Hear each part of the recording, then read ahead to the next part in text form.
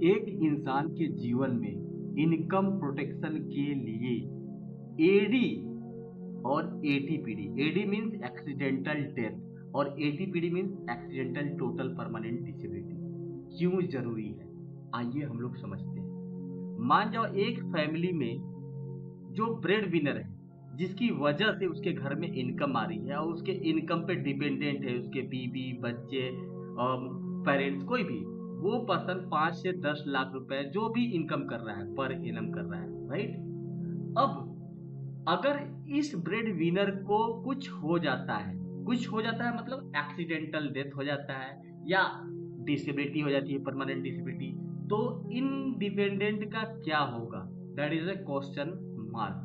तो होता कैसे है और ऐसा क्यों होगा, लाइफ इज टोटली अनसर्टेन। लेकिन इसको देखने के लिए जानते हैं कि एक्सीडेंटल डेथ होता भी है कि नहीं और परमानेंट डिसेबिलिटी होता भी है नहीं, या मैं वैसे ही बता रहा हूँ, ठीक है।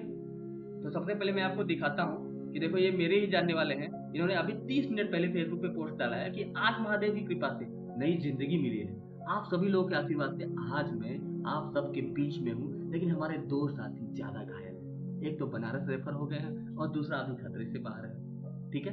तो इनके साथ एक्सीडेंट हो गया, 2 इनके साथी रेफर हो गए हैं, ये बाल बाल बचे हुए हैं भगवान की कृपा से, ये सब हुआ है, राइट। लेकिन ये घटना क्या इनके साथ होती है, पूरे इंटायर इंडिया के बारे में सोचते हैं कि टोटल पॉपुलेशन में कितने लोगों के साथ होती है, और क्या आपके साथ हो सकता है, मेरे साथ हो सकता है, यस किसी के साथ भी हो सकता है, आप कोई लिखवा के तो नहीं आए ना, राइट। तो इस डाटा को हम लोग देखते हैं अभी, ठीक है। दूसरा डाटा देखते हैं कि कितने मौत होते हैं और कितने डिसेबल होते हैं, ठीक है। तो भारत में हर 4-5 मिनट में एक औसत रोड की दुर्घटना होती ही होती है, और हर 4-5 मिनट में एक लोगों की दुर्घटना और एक मौत भी हो जाती है, ठीक है। हर लगभग 3 मिनट में एक व्यक्ति की मौत हो जाती है, देख रहे हैं। हर घंटे 50 से अधिक लोग विकलांगता या गंभीर चोटों का शिकार हो जाते हैं। तो यहाँ से आपको क्या समझ में आ रहा है, ये जो डाटा है, ये डाटा सबके ऊपर लागू होता है कि सर किसी के साथ भी हो सकता है। तो if you are a breadwinner of your family, अगर आपको फर्क पड़ता है आपके रहने और न रहने से किसी को भी, तो टर्म इंश्योरेंस आपने लिया होगा तो उसके साथ आप एडी और एटीपीडी भी लगा सकते हैं। नहीं लिया होगा तो टर्म इंश्योरेंस रख लीजिए, और टर्म इंश्योरेंस भी नहीं लिया होगा तो ये एडीपीडी जब भी लेना होगा तो एडी और एटीपीडी लगा लेना है। ये एडी एटीपीडी क्यों लेना है इसको आप समझ जाइए फिर से अच्छे से, कि मान जाओ for example, just a second, for example ये ब्रेड विनर है, इन्होंने एडी ले लिया है 1 करोड़ का, तो अगर कभी भी गलती से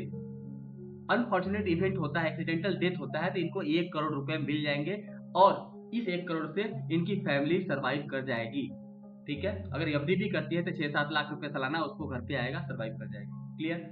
अगर एटीपीडी होता है यानी परमानेंट डिसेबिलिटी होता है, ठीक है, तो उस केस में भी 1 करोड़ रुपए मिल जाएगा। एटीपीडी के केस में भी 1 करोड़ रुपए मिल जाएगा। उस 1 करोड़ से वो खुद व्यक्ति सर्वाइवल कर सकता है और फैमिली को भी सर्वाइव करा सकता है। तो ये जो रिस्क मैनेजमेंट का छोटे छोटे पार्ट है आपको जरूर आना चाहिए। अगर आपको एडी एटीपीडी के बारे में गहराई से जानना है और इस पॉलिसी को बाई करना है तो आप मुझे कॉन्टेक्ट कर सकते हैं।